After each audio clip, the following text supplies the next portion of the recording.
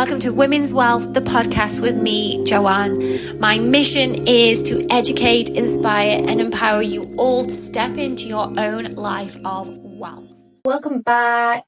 So a little disclaimer. Yes, I did miss a week. Maybe you didn't even notice. I did have someone say, have you done a podcast this week?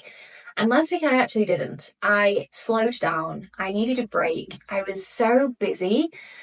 In the afternoon, I actually had off. I just gave in to my body. I actually fell asleep on the garden sofa with the dogs around me. I napped in the middle of the afternoon outside. It was gorgeous. I was in the shade. The weather's beautiful at the moment. So I actually just listened to my body. I'm giving you permission here to where you can to do the same.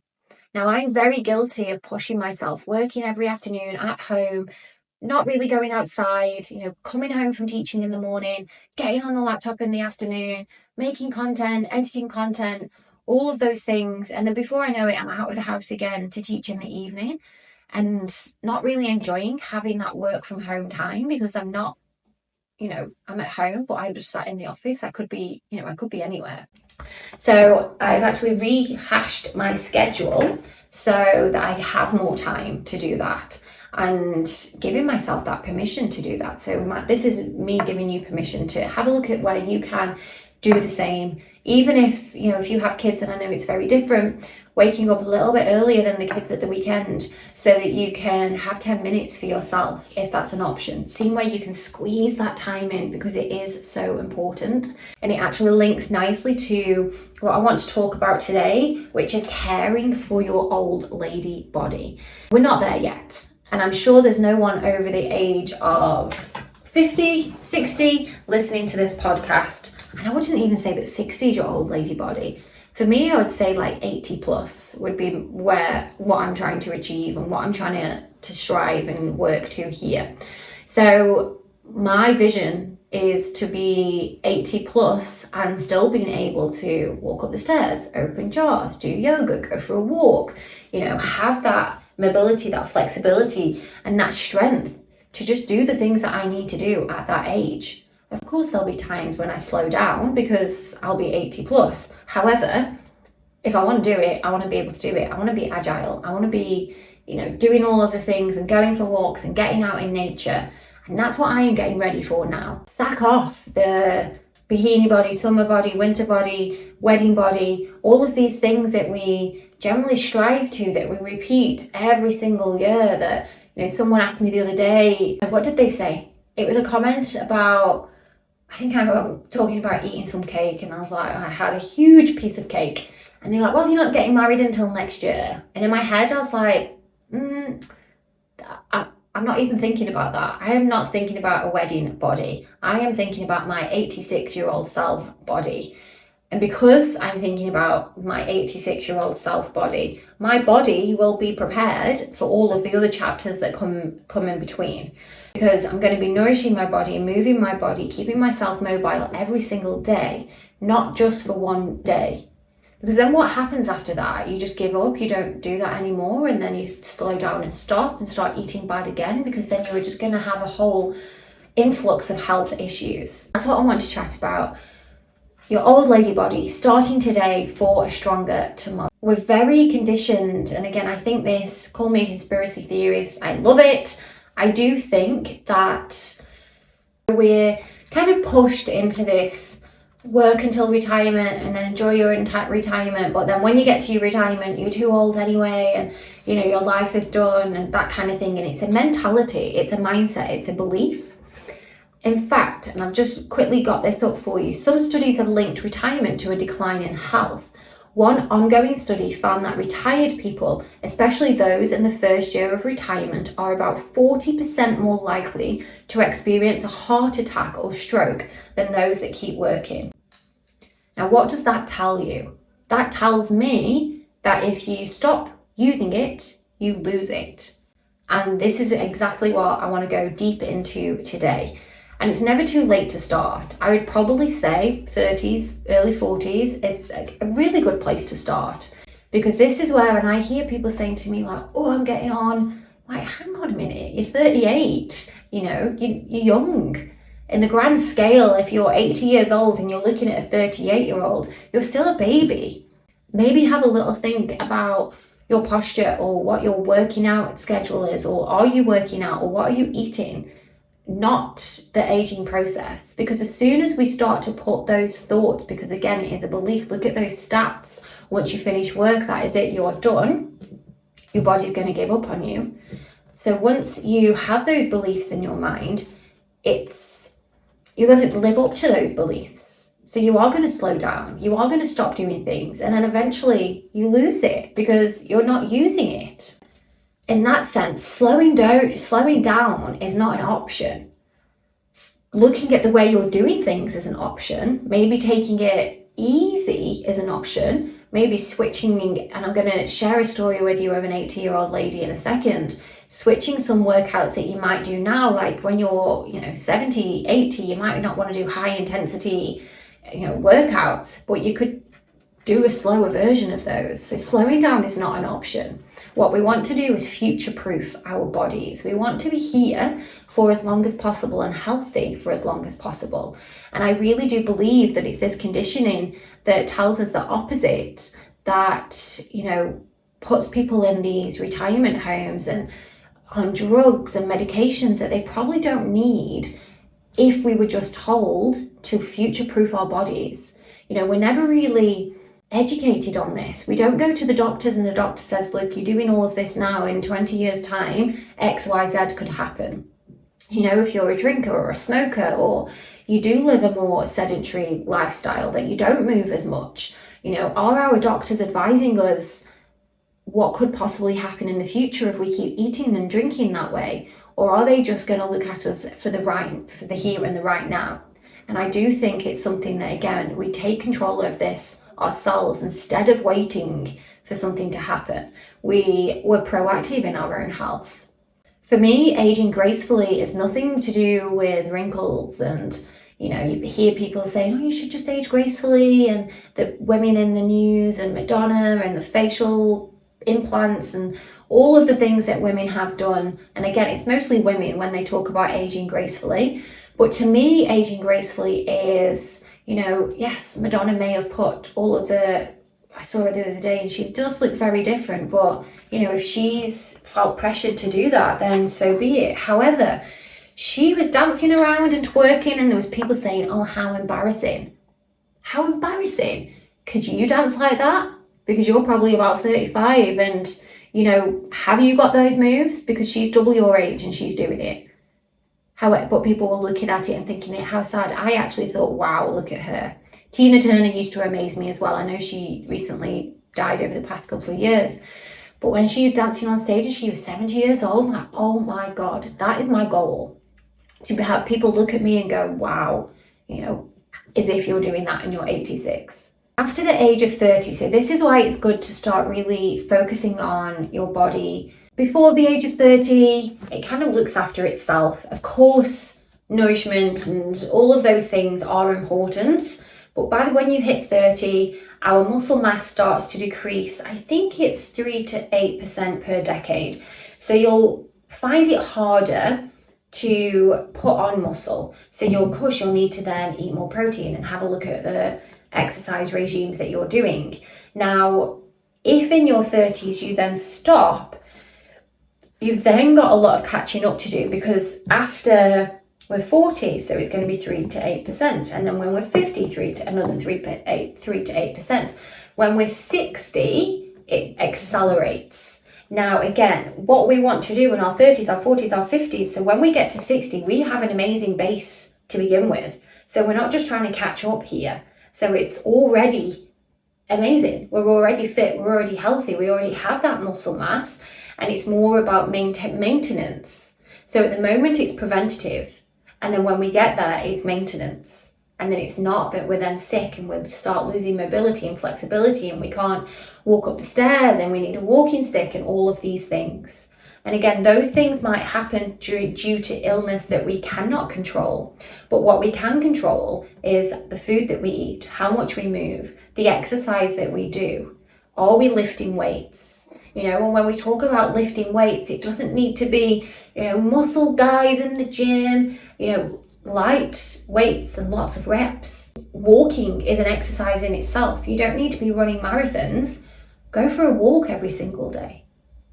And if you're eating the right foods, then it's all, in conjunction. Is conjunction the right word? Combination. It's all combination together. So if you're exercising, you have a regular movement, you are eating foods that nourish your body, you're not dieting, you know the foods that you're putting in your body are going to help you, then you just live that way. There's no crash dieting, there's no fad diets, there's no bikini body, there's no working out every single day because you're going on holiday and then when you get back you just forget about it. It's building these habits, lifelong habits for your old lady body, for your lifelong body. People who do stay active actually, prevent themselves from risk of falls, chronic diseases, even cognitive decline. Now, I'm very lucky to have my grandmother still alive in her 80s, my granddad still alive in his 80s on my mother's side. My mother is only in her 60s and she's just the same as I've always seen her. My grandmother in her 80s is more active than some people I know in their 30s. She is, and again, she's a role model for me. She goes off in her motorhome. She's always out walking with her dogs. She got dogs when I think they must be about 6 or 7 now, so they keep her active.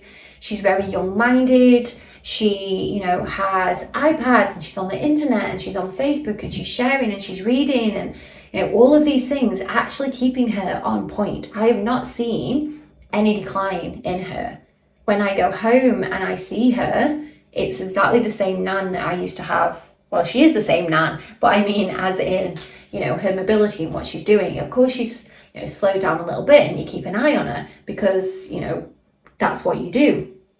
And my father as well, and I've spoken about his illness. I have never seen him looking so well. And I think his illness 5 years ago was a bit of a kick up the bum for him too, because he had started looking after himself. He wasn't drinking, he wasn't smoking, but since his illness, he is, I gave him my old Apple Watch and he's getting his steps in and he's going swimming. And over the past few years, he literally looks like he's aging backwards. When I see him, I'm like, why? How do you look younger? He literally does. Because I look at pictures of him from before and he has that colour in his cheeks now. So I'm very blessed to have an active family that, I'm guessing that maybe it's within me to feel this way about staying active. And no, it's not a bad thing if your family isn't like that, but this is your time now to take control over your health. So if you don't have the same, in your family and you can't look at your family for a little bit of inspiration, that's okay. You be the inspiration for your family. You be the inspiration for your children. A lot of this is mindset. People who are younger and they start like, oh gosh, I'm feeling it now. I feel probably better than I ever have done since I've started to really tune into my body and live this way compared to maybe 10 years ago when I was, especially when I had my lower back pain and, just living like an old lady because my back was in so much pain. But now I've sorted out my health and I know a lot of that was mental health. A lot of that was my diet. A lot of that was because I wasn't happy in myself. And it was manifesting, I did fall over, I had a slipped disc, but I couldn't heal from it because I wasn't ready to heal and I wasn't looking after my body. I wasn't doing enough and, I'd have the odd spurt here and there going to the gym and then I'd stop and I wasn't consistent like I am now. And I'm very grateful again to have people around me that are also very similar. Going back to the mindset, I have a stat here. So a study published in Psychological Science showed that people with positive beliefs about aging live 7.5 years longer than those with negative beliefs. So next time you are, feeling it and you're like, oh my God, and you're putting it onto your age, just stop, just flip that belief. You're lucky to be here. You're lucky, and it's so amazing you've reached the age that you have. Now, how can you help yourself to live longer? How can you help yourself to be that old lady who's still dancing up and down the street, doing yoga, whatever it is, your choice of activity? One of my yoga teachers, who's based in New York, is 86, I think, 85, 86. He still goes, he's still doing it, still doing headstands, because it is very much a mindset. So stepping into the mindset of you're happy, you're grateful to be here, you love your body, and you're going to look after your body. And I guess it goes without saying that if you do have a sedentary lifestyle, that you sit down a lot, you're working at a desk, of course you're going to feel crappy. You're going to lose strength, you're going to lose balance, and you're not going to be very flexible because you're not using your bodies. Again, just think about it. If you don't use it, you're going to lose it. It's going to seize up. You know, your joints, if you're not using your joints, they're going to stop working. The same, think of yourself like your car. If you don't put petrol in your car's going to stop working. If you don't put oil in your car's going to stop working. So for us, petrol is our food, our nourishment. The oils that we eat, you know, keeping our joints healthy. You know, the same as looking after our cars. We have to take our cars for an MOT in the UK every single year to check that they're working, to check that they're safe. Are you doing that for yourself? Or are you just plodding on day by day, just waiting for the day, you know, you're getting old, so you're going to stop doing all of the things instead of actually looking after your body? And there's so many ways that you can start today. It doesn't have to be a massive life overhaul. And, you know, through my mentor programs, this is exactly what I try to promote, because you see so many out there that are like 6 weeks and you've got to, you know, sell your soul for 6 weeks and you can only eat dust and you've got to do all of these exercises, and it's not sustainable. You cannot live that way for a long time. Small habits, making small changes every single day, adding to them as you go. It might just be starting with an extra glass of water every single day because you know you're feeling dehydrated and you're getting headaches. Once you've got that habit down, you add something else in. Maybe you don't do any exercise at all now, so next time you go up the stairs, you're going to run up the stairs, or you're going to run back down and then run up again, just for the extra steps, the extra exercise there. Not killing yourself, not forcing yourself to go to a gym if you hate it, just keeping yourself mobile. When you go to the shopping centre, can you take the steps instead of the lift? Or if you're walking up the escalator, walk up the escalator, don't stand still. Just these little things that you can do. They're not obsessive. They're just you're knowing that, right, this is keeping my hips healthy, this is keeping my joints healthy. Trying to move your body daily. A walk, you know, put your favourite music on, just dance in the living room. It doesn't have to be a huge event. And if you're tired, you know, tune into what your body needs. Yesterday, I usually do yoga on a Sunday morning and I was tired. I had 3 lessons to teach. So instead of going to the yoga class as a student, I went for a walk just to keep my body moving. There was a few times I knew the cafe was down the road and I was thinking, shall I just go sit down and have a coffee? But I didn't, because I was thinking, right, no, I don't need a coffee. I'd already had a coffee. I was just being greedy. And that wasn't me restricting myself from the coffee. When I thought about it, I was like, you know what, it'd be nice to get in the vitamin D, go for a walk, move my legs. My legs were tight because I went to the gym the day before, stretched my muscles off, and I felt amazing after. So it doesn't always have to be a big, huge event. There might be one week that I do actually feel too tired and I'm going to go sit and have a coffee. But then I might sit and have a coffee outside, so I'm getting that vitamin D at the same time. I've been doing a lot over the past few years, is including strength training. And this brings me, I'm going to put her on the screen for those of you who are watching on YouTube. This brings me to this lovely lady, Iris Davis. She is 80 and she's in the best shape ever. So I'll share the article in the notes below, and I'll put as much as I can on the screen as well. Iris Davis is a personal trainer and one of the world's oldest active female bodybuilders. She shares her tips for transforming your body at any age. And she looks amazing. So if you are watching this on YouTube, you'll be able to see her. So she has an impressive resume. She's won countless fitness awards, including the fittest senior in the USA in 2006 by Nintendo. She's a professional bodybuilder with the International Fitness and Bodybuilding Federation, a sport she didn't pursue until she was 50.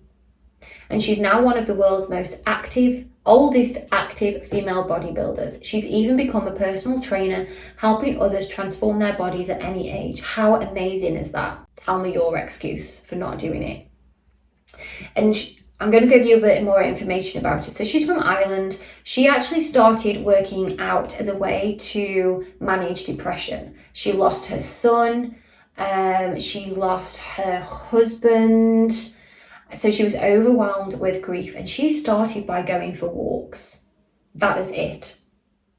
So she says here, in the early 60s, Ireland was not a great place to live. I had no prospects, no ambition. I was lonely and depressed. I started walking to save my own life. I had no idea I would end up a bodybuilder. All I know is exercise was the only way I could cope with trauma. At the time, she says that exercise was not something women did. There were hardly any gyms, and the existing ones wouldn't admit women. So that was back in the 1960s. So she started walking for her mental health. Fast forward to her 50s, she was living in London, and she entered her first bodybuilding competition. There was only one other woman in the show, and she was told she had to compete with the men or go home. Now, we live in a very different society today, that there is, it's very welcoming, and the gyms are male and female, we can work out together, there's male and, I'm not saying that you all have to go off and become bodybuilders, by the way. This is just inspiration, and her story is very inspirational. So she goes to the gym, and she says that she doesn't do heavy weights. She splits up lower body and upper body. That's what I do. I do 2 days arms, 2 days legs. That is it. I don't lift extremely heavy, as doesn't Iris, and she uses lighter weights but more reps, which is what I do. So you're able to do that as well. It doesn't have to be huge, heavy weights. You might find that once you start feeling a little bit stronger, that you may want to pick up those heavy weights, but keep it light. You're still moving. She also talks about cardio. And she, again, this is something that I really promote as well. Choose something that you like. If you don't like running, don't go running. I don't like running. I don't run. The only time I run is if I go to a class at the gym and it involves running. I do not go for a run. I like walking. I really love it. And I also think that walking is better for your body. For my body, at least. When I run, it hurts. I used to run, and it gave me I had shin splints. So I don't know if I just don't run very well, but I don't enjoy it, and I don't like the feeling in my body after. So I just walk. The benefits of walking as well is that it's not so high impact. So it's not going to ruin your joints. So running is really bad for your knees.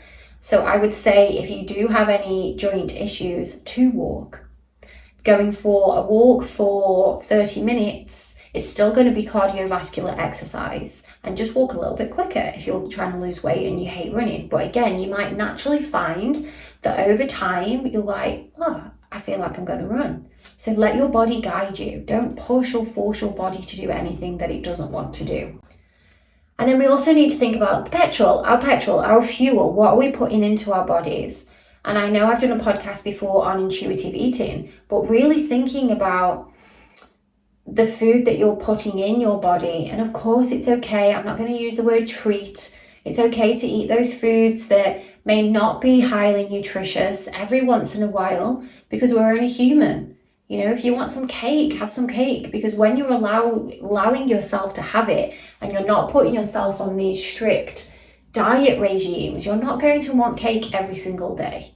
And if you do, there are healthy options that you can, instead of having the normal sponge cake with all the chocolate, grab a healthy option if that's what you're craving. And if you're craving sugar and that's why you're eating cake, start to introduce dark chocolate into your diet. You're still having a sweet treat. Now, I know I always mention cake, but that's because I do myself have a sweet tooth, and I'm always like trying to cut out sugar and trying to cut out sugar, so I go for other alternatives, because I could eat cake every day, but I know that it's not got that nutritional value, so I don't. I'm not restricting it. If I want it, you know, I'll have it generally at the weekends, and then in the week I'm like, do you know what, I don't need to eat cake in the week. I'm going to have a handful of nuts, or I have a herbal tea, or sometimes I have a glass of milk if I do feel a little like, you know, sometimes I don't need that sweet treat. But these are things that you'll just learn about yourself and learn about your body. Honestly, the amount of times I walk past the pick and mix in the supermarket, but I haven't had them now. I had a bad habit. The reason I'm mentioning this, I had a bad habit of getting a small pick and mix to eat in the car when I was driving home from the shop.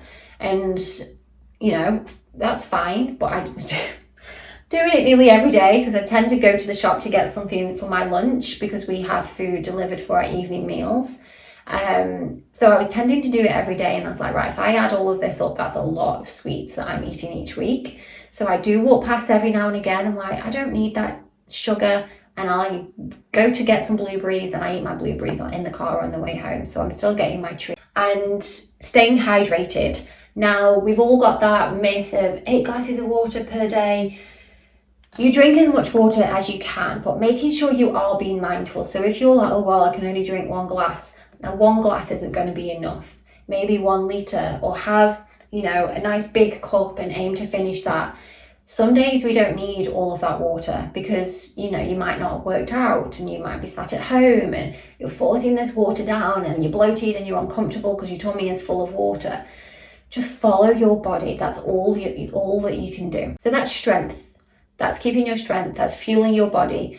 We next have our flexibility and our mobility. Now, of course, I'm biased. I'm a yoga teacher, so I would say try yoga. I know not everyone likes yoga. So you can try other things, or just stretching, just giving your body a good stretch. And a really good way, and I talk about this in my yoga classes all the time because everyone always says, oh, I'm not very good, I've got no balance. The only way you can practice balancing is by balancing. When you put the kettle on, stand on your one leg. Just stand on one leg while the kettle's on and switch legs. So about 30 seconds. And then you'll start to find that you will do it for a little bit longer. And then while you're standing on one leg, maybe come up onto your tiptoes. You'll wobble and then you'll fall. Doing this every single day is going to help you with your balance. Some days balance is off. That's just what happens, just our balance is off. But these little things, they don't have, like I keep saying, they don't have to be massive things. We're preparing over the next 40, 50, 60 years, depending on how old you are listening to this. So instead of this, what we're kind of doing at the moment is 6 weeks, I'm going on holiday, so I'm on a diet for 6 months, and you come back and you forget about it. So this is longevity. This is building all of these things into your habits every single day so that you just build on them, you grow on them, you grow on them, you grow on them. It's something you do every single day. It's in your life. It's not, you know, it's there. You're not having to make any extra time for it because you're building on it as you go. Next, we need to obviously protect our joints. Now, if you do sit at a desk, make sure you're getting up every 30 minutes or so, just standing up, have a little stretch, have a little walk, and try to incorporate some low impact exercises. So in the summer, get a bike and go for a bike ride. You know, get those joints moving. I love going on the bikes. When I go to the gym, I'll sit down and do 10 minutes on the bike just to warm up my legs. Because like I said, I don't really like running, so I'll do the bike, and it's a lot easier on the knees and it doesn't hurt my shin splint. And of course, the icing on the cake to all of this is our emotional health, our mental health. How are you supporting up here? Stress impacts aging. If you're stressed, having a look at how you can limit the stress. Where can you incorporate mindfulness into your day? Can you start meditating? Can you start journaling so that you're giving yourself this release from anything that is going on up here to then help, you know, your body? And like I've said, when I had all the aches and the pains and I wasn't moving much, and you know, I was moving, but I was going out partying and I was drinking and I didn't feel good and I wasn't preparing my lifelong body, I wasn't mindful. I was in a bad place mentally, and it was quite obvious. and I couldn't eat, and I wasn't eating nutritious foods. And now when I look back, I can't believe that I didn't see what I was doing was having a detrimental effect on my health. And I've spoken before about when I've tried to change the way that I was eating, then I would be too obsessed in eating healthy food and not eating enough food, not an eating disorder. I would say that I probably had a little bit of orthorexia, where I would try and completely cut out everything that may have been bad for me, which then again has the opposite effect. And it's just a vicious circle of, I don't want to eat that, but I do want to eat that, and I'm working out, and I don't feel good, I'm not looking after myself. So, and it's okay to have lived through that. As long as, if you're listening to this now and you've got all the way through, you're probably thinking, right, yeah, I'm ready to kind of take these small steps. I'm ready to prepare for my lifelong body. And it does only need to be small steps. And I would say that just start with one of the things I've mentioned today. Taking the time to maybe even just write it down. How do you feel? How do you want to feel? How do you want to feel in 40 years' time? Looking back, asking yourself, and I did this journaling exercise for myself of, I was 90 years old and looking back and thanking my younger self. Thank you for going for walks. Thank you for doing yoga. Thank you for eating healthy foods, because I am able to walk up the stairs and all the things I want to still be able to do. I can still dance, and I can still walk, and I still go swimming. I still do yoga. Thank you, thank you, thank you.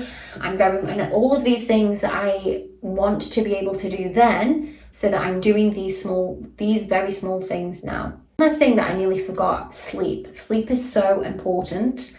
Now, again, I speak to a lot of people who have children, and it's very, it can be very difficult to sleep, but being able to have a look at your sleep routine. Are you going to bed when your children go to bed, but sat on your phone scrolling? So then your melatonin levels are low. So you're taking ages to fall asleep, and then your kids are waking up and you feel like you've had no sleep. And again, we've got that vicious circle there. So just reflecting on your sleep habits, because I know a lot of you listening to this will be taking your phone to bed. So leave your phone, go to bed, read a book, go to sleep, and notice the effects that just one thing will make on your body. Your body is designed to move. Your body is designed to thrive, to support you no matter what age you are. The sooner you start showing it some love, the more vibrant your future self will be. So start saying yes to your old lady body. I would love to hear from you. Let me know one of the things that you're going to start doing, or what you feel about your old lady body. And yeah, show me, tell me, tag me, whatever it is. I want to hear from you. And I will see you all in the next episode.